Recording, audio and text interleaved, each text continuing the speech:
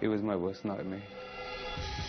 He kept on pointing the gun at us, so he was pointing it at me. It's only a matter of time before some young kid is going to be shot and killed. It's the middle of school holidays and two small children are playing catch in their dad's office when their worst nightmare storms in. Three armed men tear through the office screaming, "Get down!" One is waving a 9mm pistol. He points it at the children, an 8-year-old girl and 5-year-old boy, ordering them to the ground. The owner of the business, their father, is then dragged to the money room with a knife at his back and forced to open the door. While they begin stuffing bags with cash, the gunman keeps watch on the rear door and returns to the kids, pointing the gun at the little boy, ordering a helpless 5-year-old to put his hands up. They kept on putting the gun on him to say hands up. It's terrifying. It was my worst nightmare. Shafiq Khan is their father and still can't believe the terror they were forced to endure. The first instinct was just to lock the door. So I locked the door, and within next few seconds they broke the door. So they kicked it through. And pretty vicious kicking. Yeah. He was then forced to open the secure counter where the cash was held. So while I was opening the lock, I could feel the knife at my back. He had a knife, as you can see in the video, he was just doing this constantly. But even more terrifying than that knife was the heart-stopping sight right in front of him, a pistol being aimed at his children. I kept on looking at my kids, I was terrified. Obviously, if I had $1 million, I wouldn't even dare resisting, because my kid's life is more than $1 million. It's priceless. The nightmare was over in just minutes, and after the gunman fled, 8-year-old Zara runs to her dad, but 5-year-old Ibrahim stays down, frozen in fear.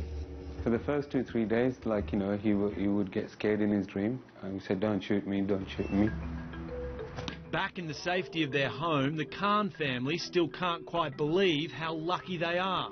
He's definitely had more cuddles since. Mum Yasmin says they moved to Australia 7 years ago in the hope of a peaceful new life.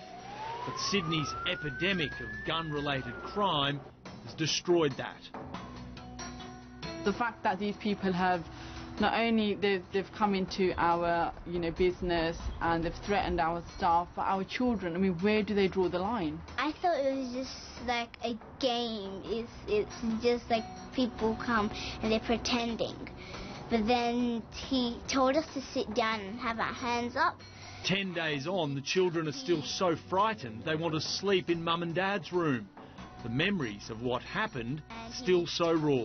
He kept on pointing the gun at us, so he was pointing it at me, and I was trying to curl under the chair, and I was trying to curl under it so no one can see me, but I was too scared to move in case they see me. There is no doubt we're dealing with a group of people who don't care about life. Clive Small is a former Assistant Commissioner of the New South Wales Police. Two men smashed He says Sydney's plague of gun crime is creeping dangerously beyond gangland boundaries.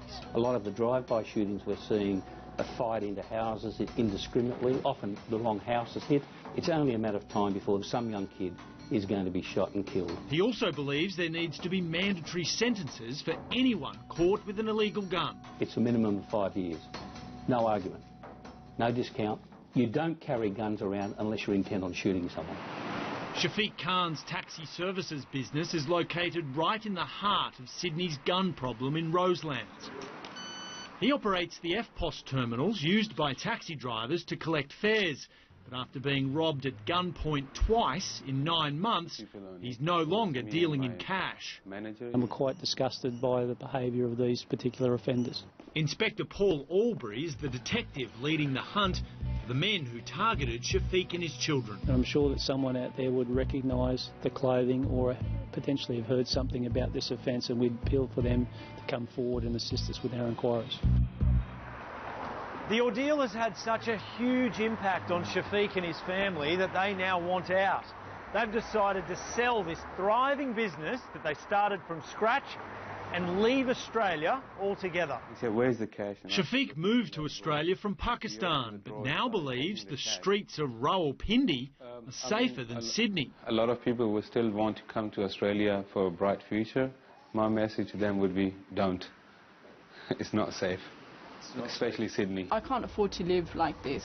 I can't afford to live in fear. I can't have my children or, you know, us as parents looking over our backs, just kind of like, you know, that's not how we chose to live. The family plans to leave Sydney for Yasmin's native England once they find a buyer for the business.